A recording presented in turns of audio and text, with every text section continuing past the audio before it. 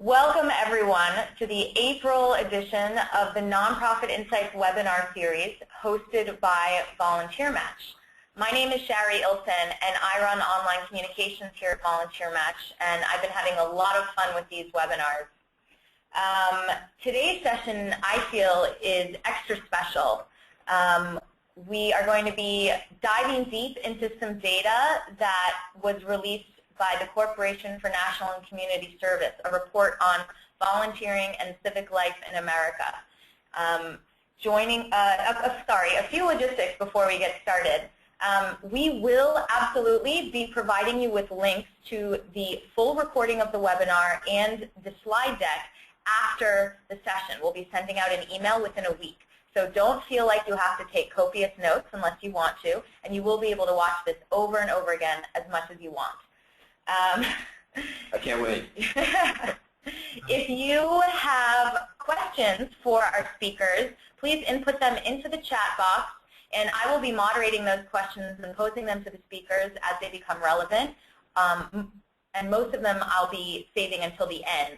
So I apologize if we don't get to your questions, but we're going to try our best. If you want to join the conversation on Twitter, we're also live tweeting using the hashtag VMLearn. So please join the conversation there, and I promise you'll get some more out of the session.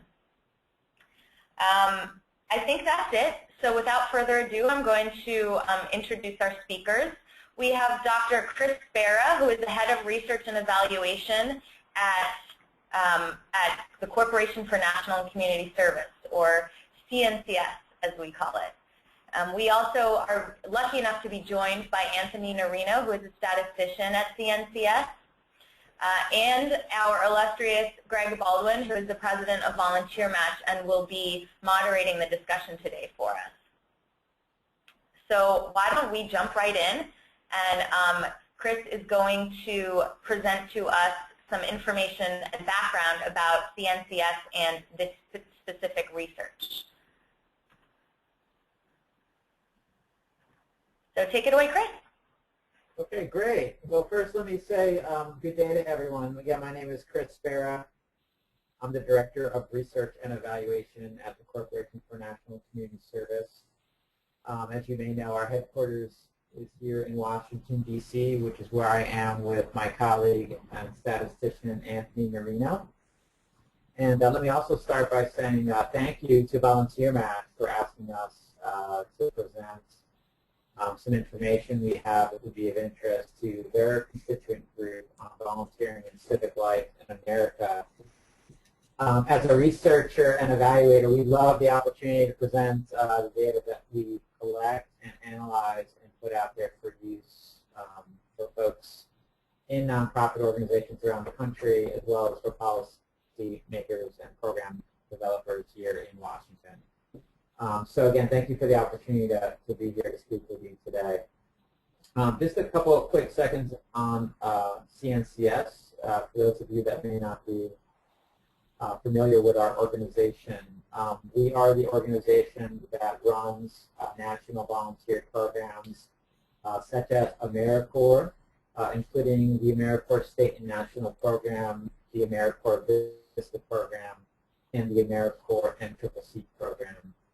We also run a program focused on seniors in terms of their volunteer activities called Senior Corps, which is a program that's been around for quite a long time. I think dates back into the early 1970s and includes the RSVP program, the Foster Grandparent Program, among them. And the third program that we work on here is the Social Innovation Fund, which is a way to provide investment in the country's best nonprofits to focus in the areas of education, healthy futures, and economic opportunity.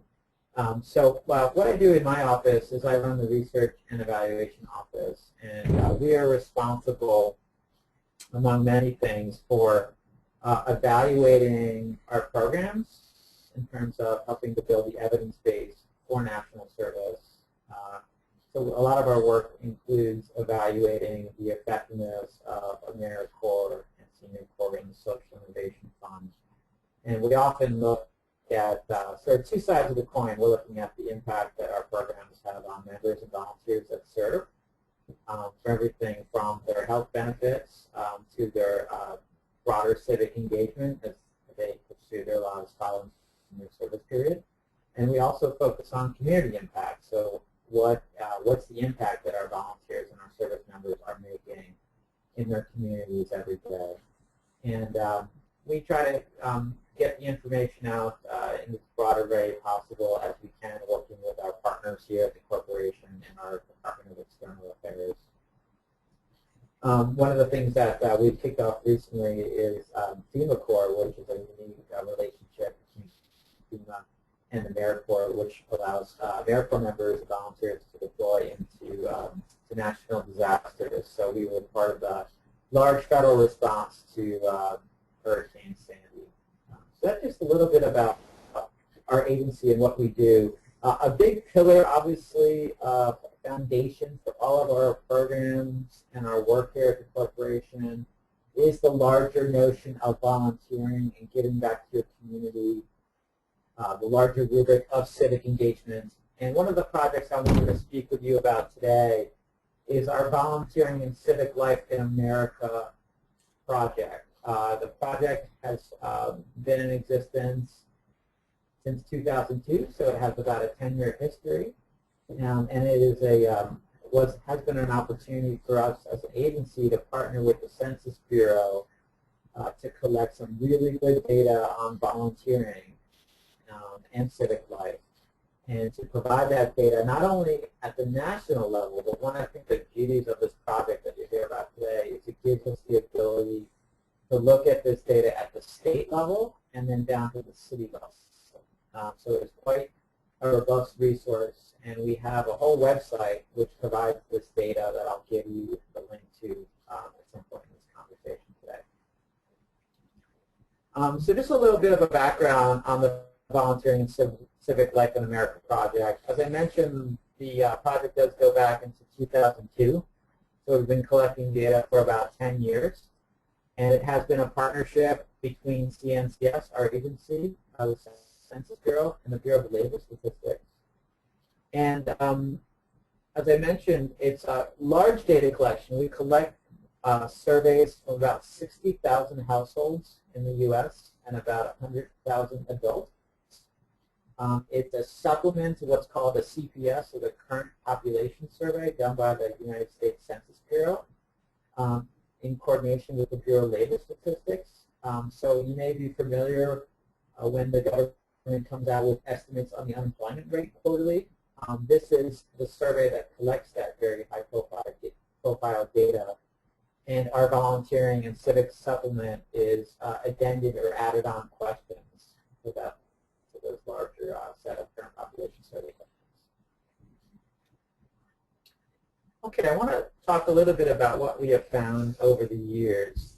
This shows a 10-year trend in the volunteer rate going back to 2002. And as you can see, the trend has been pretty stable over the last 10 years. The national average for volunteering in a formal organization this past year was 26.8%. And as you can see, there was a little bit of a spike following 2001, where the rates were up in 28%, almost 29%, dipped back down into 26%, and have remained pretty flat despite some of the changes in the economy and other situations in the country. One of the things that we did this year was take a look at some demographic differences between subpopulations in terms of the amount to which they indicate volunteering.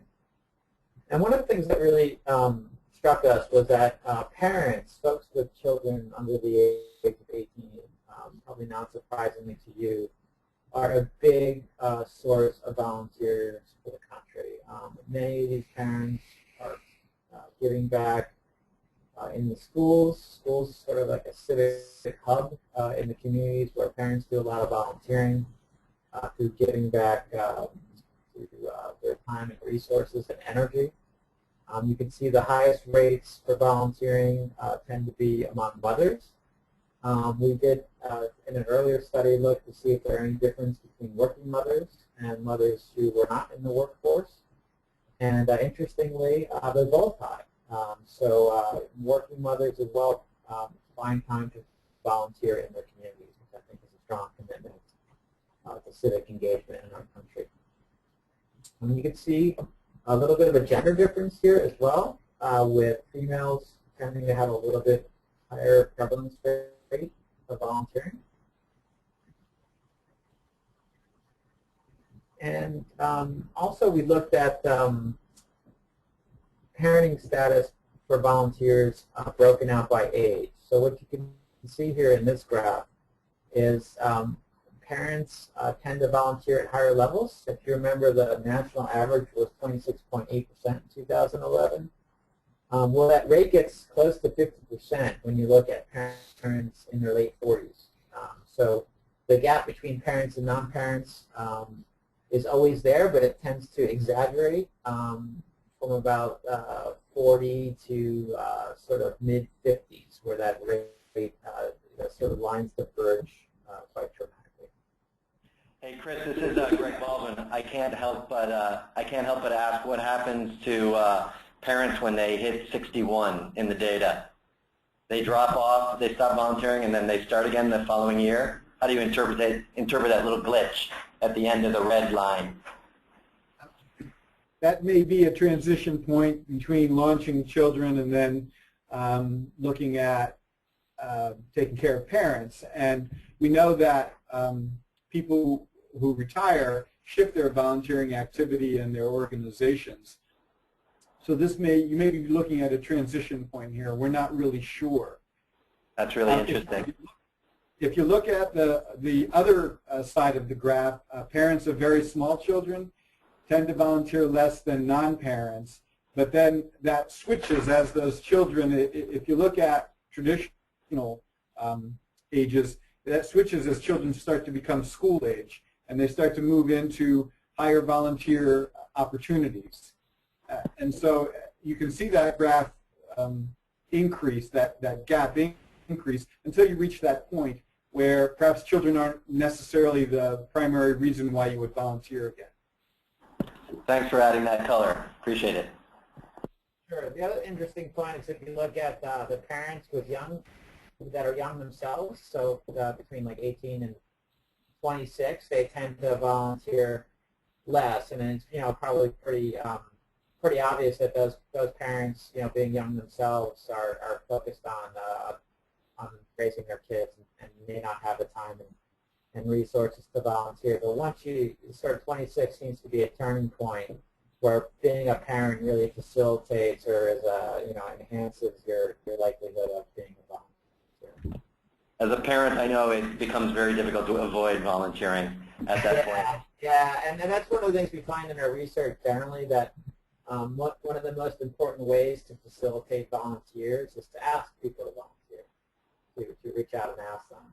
And as those of us on the phone that are parents know, that there's no lack of asking parents to volunteer. So one of the things that we try to think about for the blue line, for the non-parents, is are there opportunities to get those folks in a situation where they're asked? Because it may be that they're just as likely as parents to want to volunteer, but they're just not asked as much. And I think certainly through our CNCS programs, that's one way that people have an opportunity to volunteer. But of course, a lot of the organizations listening on the webinar to what they do every day also present those opportunities. So I think we need to engage people without kids just as much as those without. And one of the other interesting things is we've noticed for some of the older Americans, 55 plus, they tend to be, the ones that volunteer tend to be powerful, we're calling sort of mega volunteers. So those folks, while their overall volunteering rate is not much higher than the national average, the ones that do volunteer, they put a lot of hours in. They really spend a lot of time volunteering and giving back. So you'll see that presented in some of the later slides. I'm going to jump right in here. I have a few things I want to bring up. The first one is, Chris, your audio is unfortunately really fuzzy for people. If there's some way you can think to improve it, or I guess maybe just speak extra clear to compensate for that. Anthony's audio was actually totally fine, so I don't know if you're in the same place, but just an FYI on that.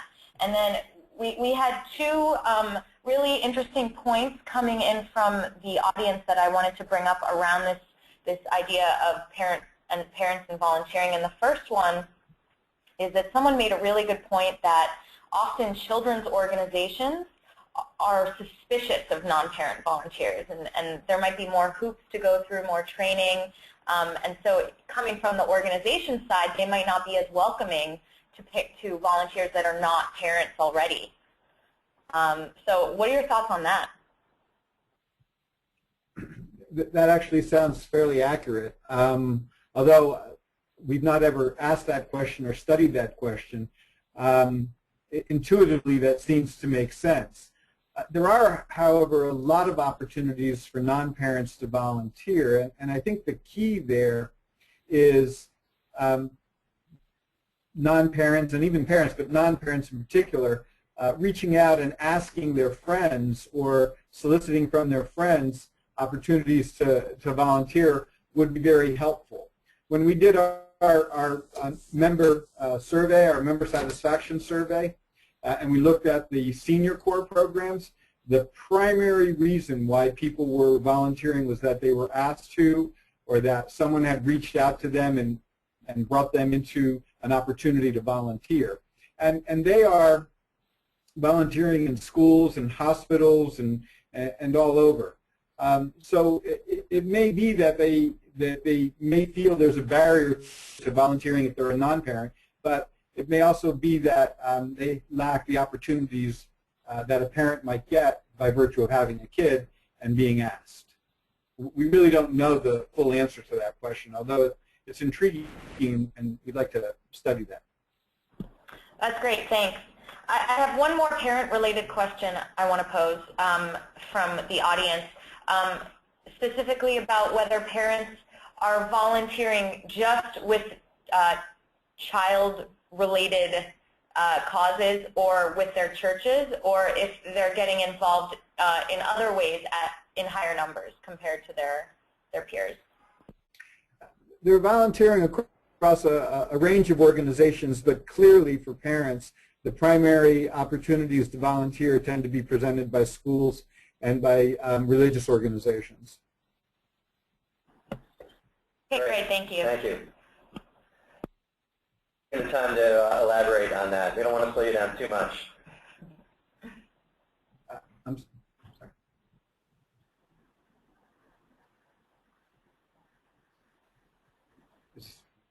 Is it my turn again? Okay, now we want to talk a little bit about volunteering across age groups. And in prior years, the corporation used to present, and still does, volunteering across generational groups.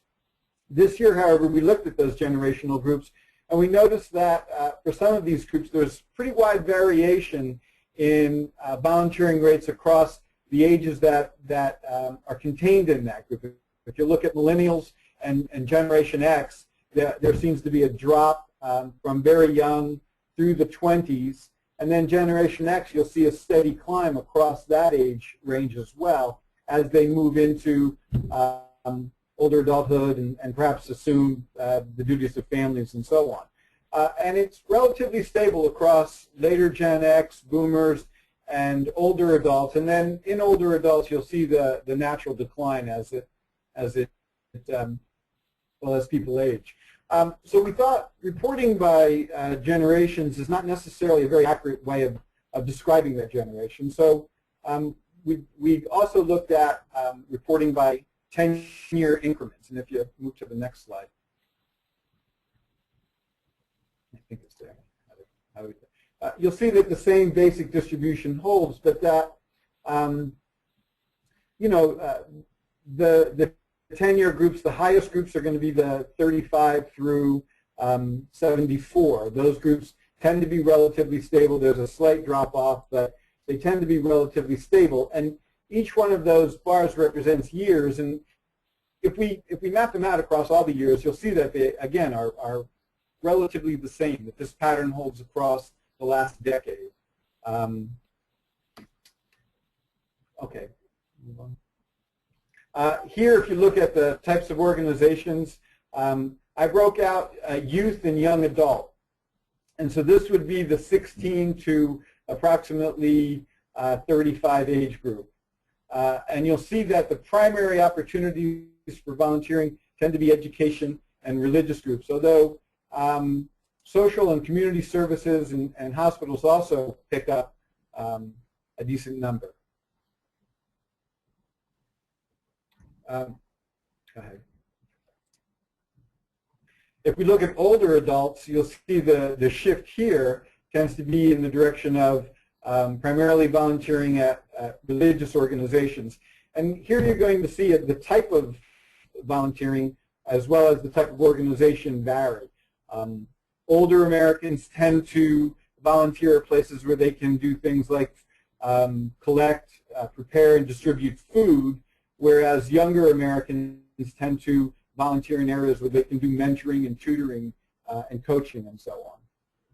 That's a really interesting chart. Some of the factors that weigh in on who volunteers are education and employment. And I put these two together, and you'll see that higher levels of education are associated with higher rates of volunteering, but employment seems relatively the same. Employed, unemployed, and not in the labor force. While there's a little bit of difference there, certainly employed people appear to volunteer more. It's not that much more than unemployed. We like to explore the question of whether or not volunteering takes other resources besides time, and if you're unemployed, do you have those resources to volunteer? This seems to suggest that that might not necessarily be the case.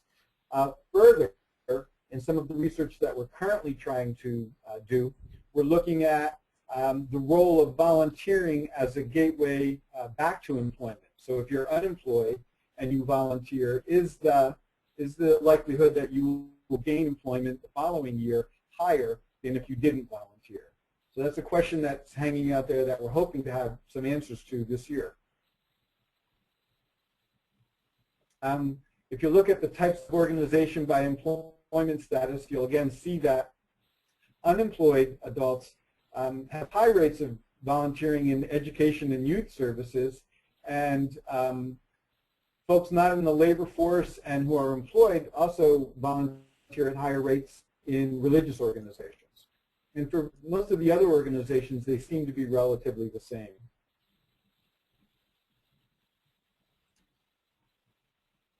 And that concludes our presentations. I might want to add something. We weren't quite sure what to include in this. The Bureau of Labor Statistics conducts the monthly current population survey, and the volunteer supplement is run in September.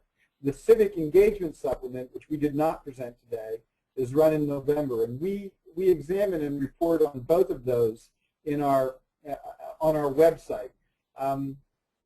And we looked at questions related to both volunteering and then the level of social connectedness and connection within your neighborhood in the civic engagement one. And we can talk about that a little bit later, but if you're interested in a broader picture of this, you should visit the Volunteering and Civic Life in America website, and you'll see a whole bunch of data and a bunch of findings relative to both volunteering and civic engagement. Yeah, and I want to say, thank you for giving that kind of high-level overview of some of the interesting findings in the most recent work. And if you'll give us back over the screen, Sherry can go to Volunteering and Civic Life in America webpage. And for those of you on the phone joining us, if you haven't spent time, spend some time kind of just rooting around in the data that the corporation is making available. It's really, really fascinating.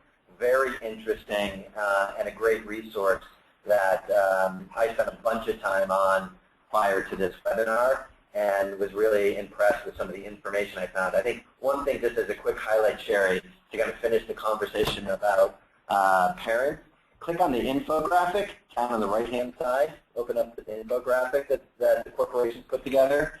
Whoever put this together on your side, Chris, you need to give them a raise, because this thing is a really, really great infographic that distills down, I think, some of these key findings, showing parents volunteering at higher rates, emphasizing, how mothers play a key role in this kind of playing this role. It was just really useful and digestible in terms of the data. So thank you for that. By the way, who is that? Did you do that in your after hours?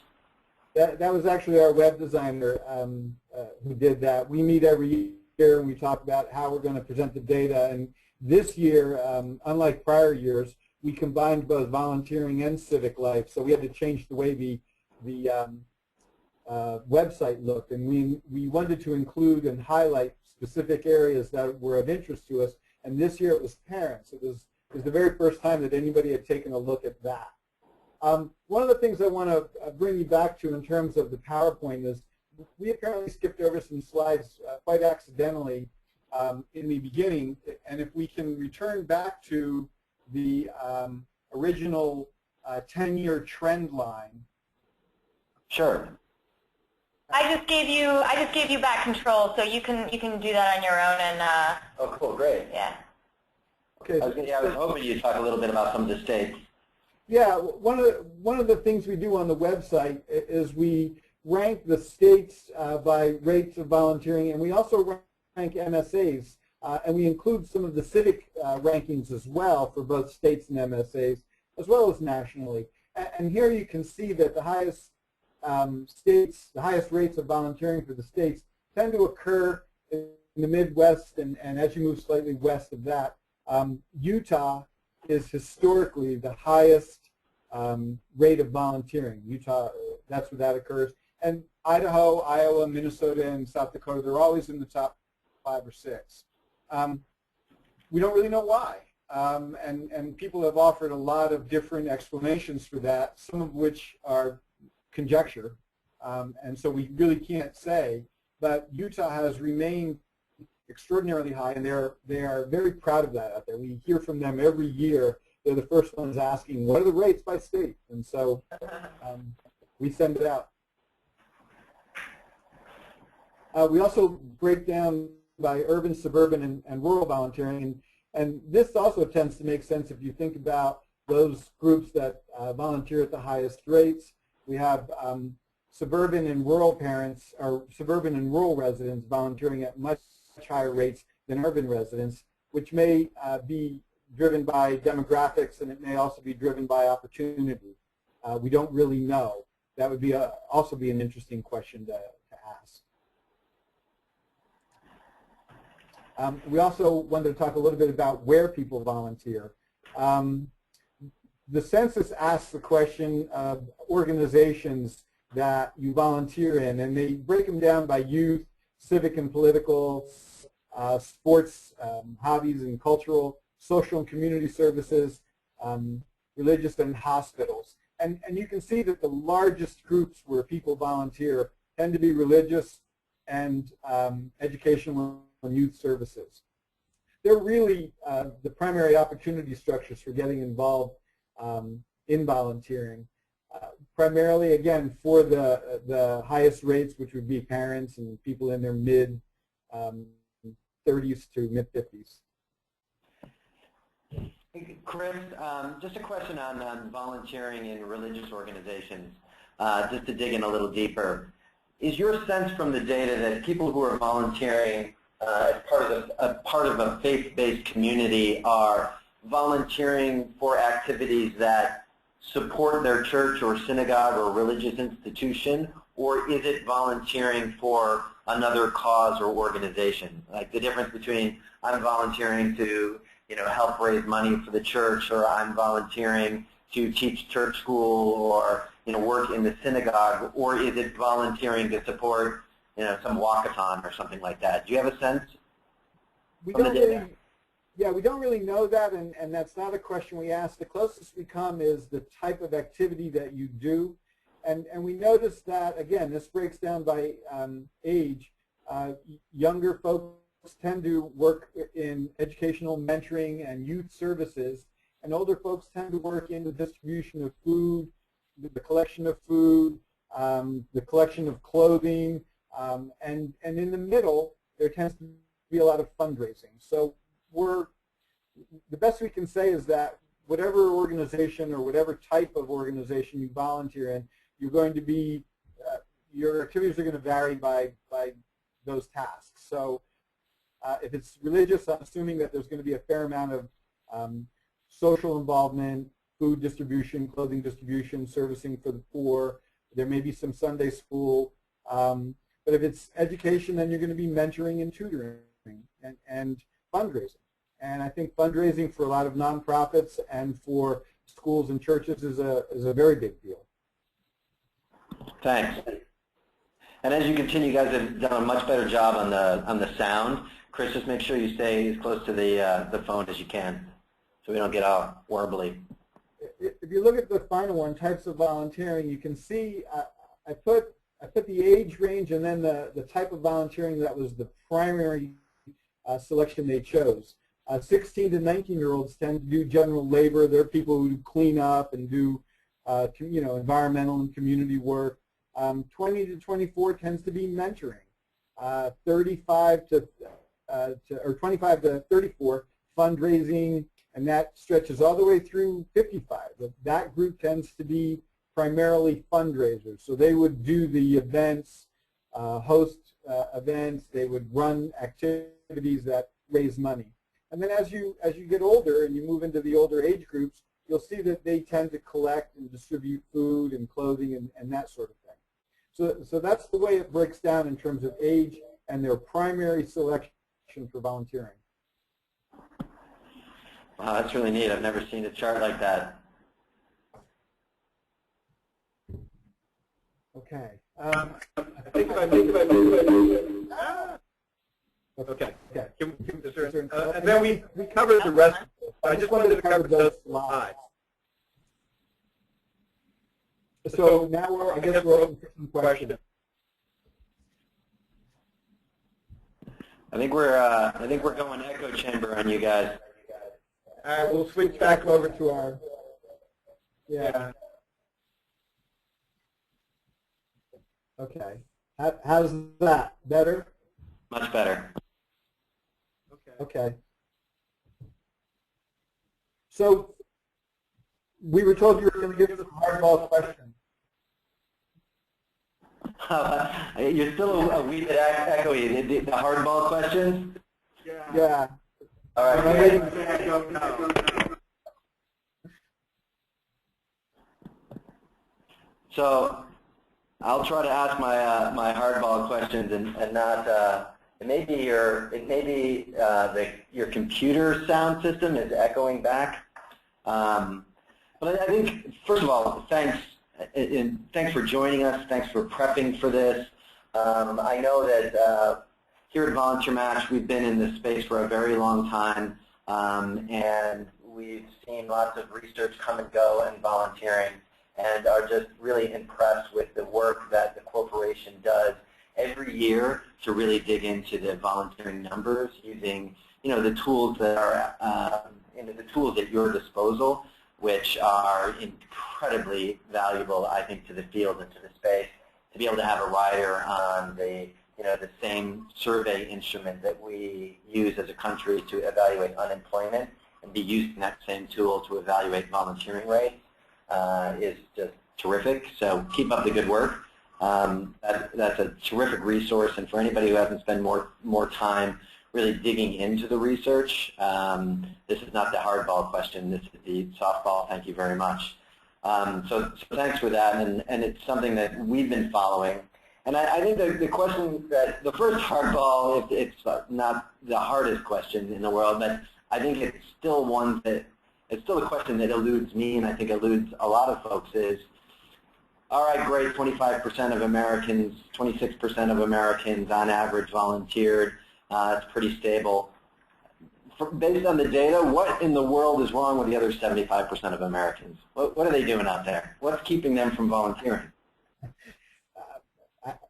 I don't know, and I've been waiting to say that all day. I don't know. But if I had to conjecture, I would imagine that probably more people would volunteer if they were asked to volunteer. But again, I can't really say that. We see a great variation in our numbers based on how that question is posed.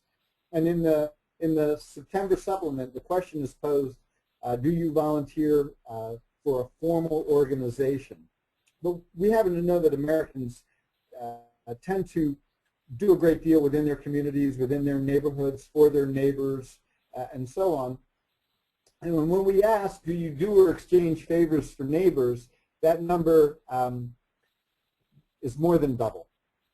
And so it may be a way of asking the question that keeps that hovering around the 25, 26, 27% range, but I don't really know. We ask about formal volunteering, but when we ask about informal and we ask about donations, you'll see that Americans report in much, much higher numbers. The other thing that I'll add to that is if you remember the slide we showed on rural, urban, or suburban, and we tend to find that rates of volunteering are lower in urban areas. And one of the things we've looked at with that is commute time. So folks with longer commutes, particularly over an hour each way to work, tend to have much lower volunteer rates. So there might be ways that we can work with folks who aren't volunteering to sort of get them to volunteer where their work is as well. So they're sort of like providing opportunities both where they work and where they live to get around some of the issues, particularly for folks living in urban areas. Yeah, I saw that. I've seen that in the research, that commute times, the longer your commute time, the less likely you are to volunteer. That's an interesting finding that, is very new to the conversation. That's not the sort of thing that's typically raised as a barrier to volunteering. It's usually something like the selfishness of Americans or something along those lines. I was also wondering whether this one is, I don't know if you'll know this off the top of your head, but I'm curious, what precisely is the question that is asked on the survey that determines whether or not you've volunteered or not volunteered? Is it, have you volunteered with a formal organization? Is that how the question is worded? That's how it's worded. It's, have you volunteered in the last 12 months? And if the answer is yes or no, then the second follow-up question is, people define volunteering in this way, and they give a whole bunch of examples, and then ask again, have you done any of those things? And if the answer is yes, then you've been a volunteer. Interesting. So as you guys dug into some of the data, one of the questions that we had talked about kind of in prepping for this is whether or not, the 25% of Americans who are volunteering, whether you have any evidence or data to underscore or illuminate whether or not that volume of volunteering is really satisfying the need or the demand in the nonprofit sector for volunteers. Is that enough volunteers or too many volunteers, or is it not, not satisfactorily addressing the demand? That's a really good question. I think one of the things we know is that when you look at our AmeriCorps program, right now we have about 80,000 AmeriCorps members that are active in the U.S. When you look at the number who apply to be an AmeriCorps member, it's over 550,000. So the demand certainly for volunteering in AmeriCorps far exceeds the number of slots that we could provide based on our annual appropriation from Congress. So I think there's a much larger demand than we're able to provide. Yeah, we get that sense too. I know, Sherry, there's a whole bunch of questions from our participants. So Sherry, why don't you take a couple of questions? Yeah, I've been overwhelmed with all the great questions from the audience. I think people are really excited to dig deeper into this. I've chosen a few initially, so I'll start with those. First of all, people are wondering if this data includes any information about virtual volunteering or online volunteering as opposed to in-person? We don't ask that or differentiate that, although that's a good question to ask. The only thing that comes close to a question regarding a non-active volunteering behavior would be donations. And we ask that. We find that both volunteers and non-volunteers donate at fairly high rates. But that would be the only non-social and non-behavioral volunteering. Do you think the data, in your view, do you think the data would capture, do you think a respondent who is, for instance, let's take an example, maybe building an HTML page for a nonprofit organization or helping them with their Facebook account, do you think the respondent who is providing a service like that to a nonprofit organization would be captured as a volunteer in this data, or do you think that person would be left out? That's a good question. I think it depends on how the person read the question, but the focus is on volunteering through a formal organization. So I guess if the person completing the survey sort of, was doing that for a formal organization like Facebook, I would think that they would be captured in that. But unfortunately, one of the downsides about surveys is it does leave it up to the interpretation of the person being asked. Right. That's interesting. Sherry, you got another good one? I do, yes. Another great one is we have the majority of the people on this call right now are nonprofits, so they are actually on the ground engaging volunteers every day. And a great question came through, do you think that this data would be a useful benchmark for nonprofits that want to conduct their own evaluations or their own surveys around their specific community members? Yeah, I think it absolutely would be. I think one of the values of this particular survey and data collection is that it can serve as a benchmark. One of the things we want to do working with communities and nonprofits is to work with them to develop a plan to build the volunteer workforce and create more civic engagement. Because this data allows you to drill down on the website all the way down to like a city level, what I would be hopeful for is like some of the nonprofits can look up their particular cities or their nearest large city on the Volunteering in America website so they can get that volunteer rate and then work with their colleagues in the nonprofit sector in that community to build to increase that number, to make a difference. I mean, ultimately, the data it should stimulate discussions about how to make change, particularly at the local level. It's really hard to change the national picture without building it from the ground up at the bottom level. One other thing I wanted to mention on this topic is there was a recent report put out by Circle, which is a group up at Tufts University, and what they did was they plotted the number of nonprofits in the country, and what they found was that that higher density of nonprofit organizations was correlated with the extent to which communities recovered well from the recession, showing that there is a true linkage between the mission and the work of nonprofits to economic resiliency in their communities. And I think that's a really practical example of how nonprofits can make a big difference, particularly during hard times when the economy is in a downturn. So I'd encourage you to take a look at that report as well.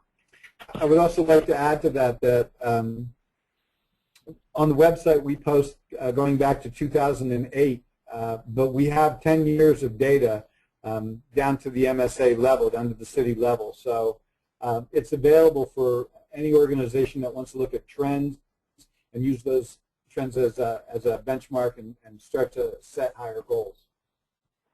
Yeah, I think the page that we've got up right now in my tour of the website, I find sometimes these big the big numbers, it's 28, as you said, 28.8 or 26.8% of Americans volunteered. But like, how do you move that number? It just becomes this big stat that doesn't really, it's hard to dig into. But by the time I got down to the kind of the large cities and the mid-sized cities, a very different set of questions start to emerge where I'm from upstate New York, I'm from Syracuse, and I saw that Rochester, New York is volunteering at a 34.8%, well above the national average. And yet if you scroll down and look around, Syracuse was like volunteering at a rate of 20%. They're 60 miles apart in New York. What's happening in Rochester that is so different than what's happening in Syracuse? And it seems like for folks on the phone, understanding where their organization, where you're located and how the volunteering rates in the cities vary, and really trying to understand what's happening in different cities. Why is Minneapolis so different than Boston? And I think there's some interesting really some interesting work that can be done at a collaborative level to learn what's happening in different cities and really just explore that, because clearly something is going on that's different in these cities, and it's a more kind of manageable level of analysis. And this data even goes down beyond the large cities to even the mid-sized cities, and that gets even more interesting. Other questions, Sherry, you want to follow up on? I've got a couple more. Why don't you go ahead and I'll gather a couple for the end.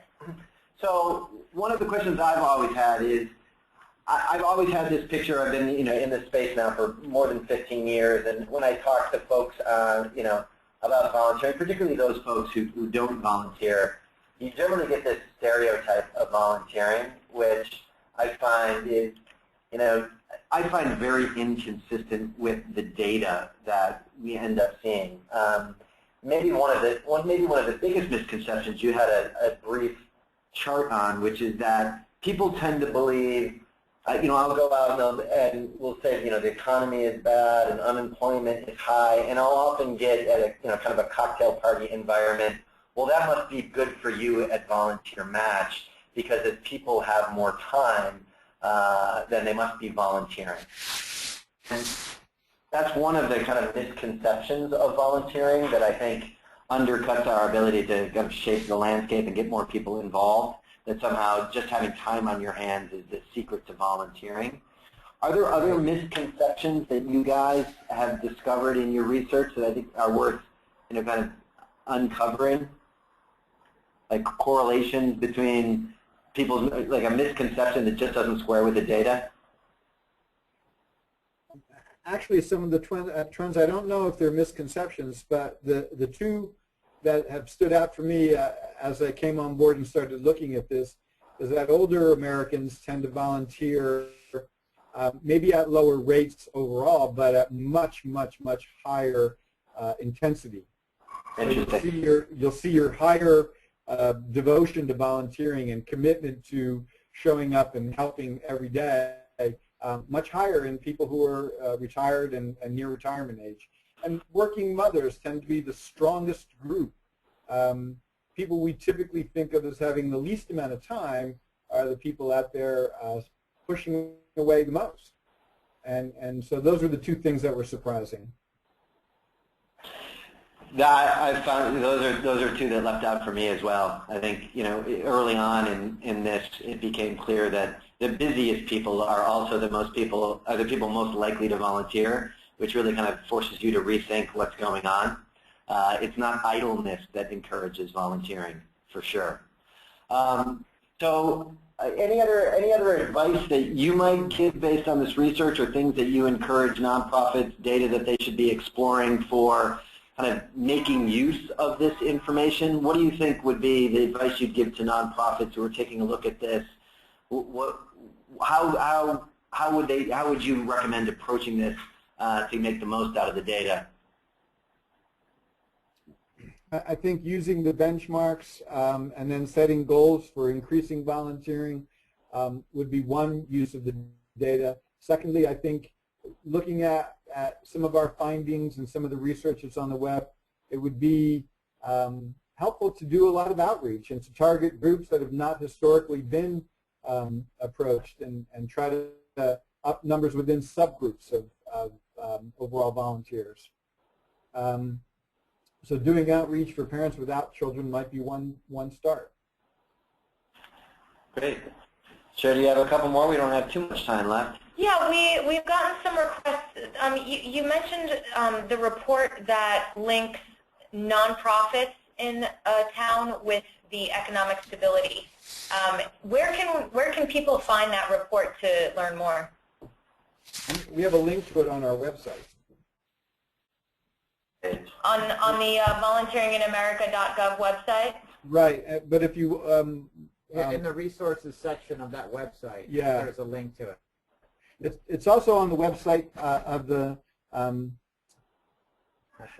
National Conference on Civic Engagement. Yeah, citizenship. Sorry, I blanked out there for a moment. Yeah, I know. I saw that stat somewhere on the on this website. I wish I could find it right now. Where's the resources up in the top? Right. In the top navigation.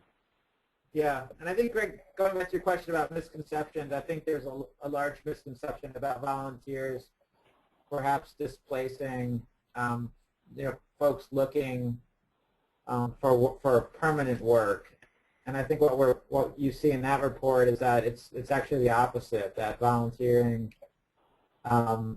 is a good way for the overall health of a community and rebounding from a recession. And also, I think Anthony alluded this to earlier, but we're working on a study now that looks at whether volunteering while you're unemployed, it gives you a greater propensity to find a job the following year, and we're finding some pretty positive findings there that we'll be coming out with sometime this summer, showing that volunteering could be a potential pathway for employment during a period of unemployment. So I think linking it to the employment issue, given the economy in the country right now, is an important landscape for the larger effort.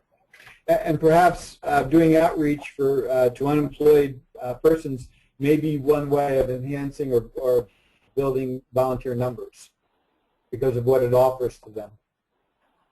Absolutely, and I think Sherry was able, for those of you watching on the screen, I think this research tab on the volunteeringinamerica.gov webpage has nice links to a variety of research that's been done over the last 10 years, some of it from the corporation, some of it from other sources. And she was pointing before to the research report that you were referencing about the relationship between the density of nonprofits and the ability of a community to kind of weather the storm of a difficult economic time. And there's other great research on here. I found this to be really useful and kind of a walk down some of the key research that's been done over the last 10 years on the field of volunteering. So we only have a few minutes left. Sherry, do you want to take one more question from the audience? Or should I kind of finish up here with some final thoughts? Let's see. Here's an interesting one.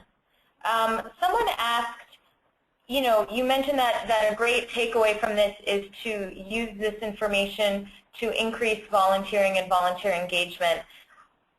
Which do you think is the best way to approach it? To target the groups that show higher than average volunteering rates, or to target groups that are showing lower than average volunteering rates?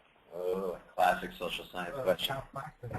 I mean, it couldn't hurt to do both, but I think if your goal is to surely increase your number of volunteers, I think finding out the characteristics of folks more likely to say yes and to be a volunteer will probably get you there quicker.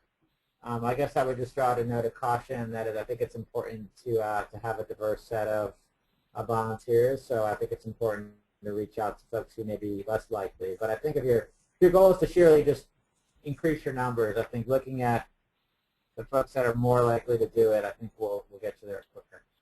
When we look at our member service experience data, we recognize that the reasons for volunteering are many, but most often people come away with a sense of accomplishment.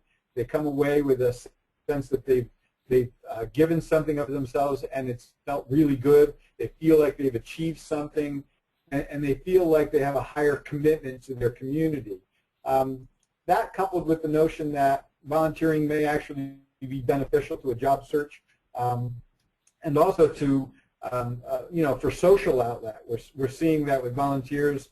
Some of the research is indicating that seniors who volunteer tend to have better health than those who don't. So I think if I were going to be trying to mount a campaign, I would be looking at trying to get everybody, but I would also be trying to present volunteering as a win-win and perhaps even a better win for the volunteer. Well, that's really helpful. So we've only got 2 minutes left here, so I want to thank you both for your time. This has been really interesting and great resources. I think this is, hopefully this is just the beginning for folks who are on the call, being aware of some of this research and being able to dig into it themselves. I know that the corporation is, is a part of the federal government, and that times are difficult out there. This research, I think, is hugely important, and all of us in the field have a vested interest in seeing it continue. I guess this is the 1 minute of political lobbying. Are there things that we should be doing as kind of consumers and stakeholders of this data to ensure that this work continues? I would just make sure to use it and share it with as many people as possible. I think obviously it's an important part of the overall landscape of what the country is trying to do and what President Obama is trying to do for the country. So I think just creating as much awareness as possible will only help the larger cause. I think that volunteering has a great deal of merit and benefits our nation in so many ways. And I think irrespective of whatever may be a political view of someone, it's hard to argue that volunteering is not helpful. And so I think staying with it and recognizing that even in tough economic times, volunteering is perhaps a great asset to a community that needs to be celebrated and advanced and promoted everywhere. Thank you. So Sherry, back to you to wrap up. Yes, thank you. I don't know about the rest of you, but I feel really geeky. I think I've found my inner data nerd, and I'm excited to explore this more. Huge thanks to Chris and Anthony for joining us and sharing their knowledge, and to Greg for being an excellent moderator. Reminder, we will be sending out an email within a week to all of you with links to the full recording and the slide deck, so no worries there. I want to make a quick announcement about next month's webinar. This is not actually the name. We haven't named it yet, but we're going to be talking with the Texas Hunger Initiative at Baylor University about the incredible work that they've done tackling hunger in local communities through volunteer mobilization and looking at how to tackle other big picture global issues using volunteer engagement. It should be a really interesting session, and we'll send you all information about that as well. I apologize to the people whose questions didn't get answered, but we'll be sharing them with the speakers. And I encourage you to continue talking about this on Twitter, and you can reach our blog at engagingvolunteers.org. Thanks again to our wonderful speakers, and thanks to all of you for joining us, and we hope to see you again next month. Take care. Thank you. Thank you.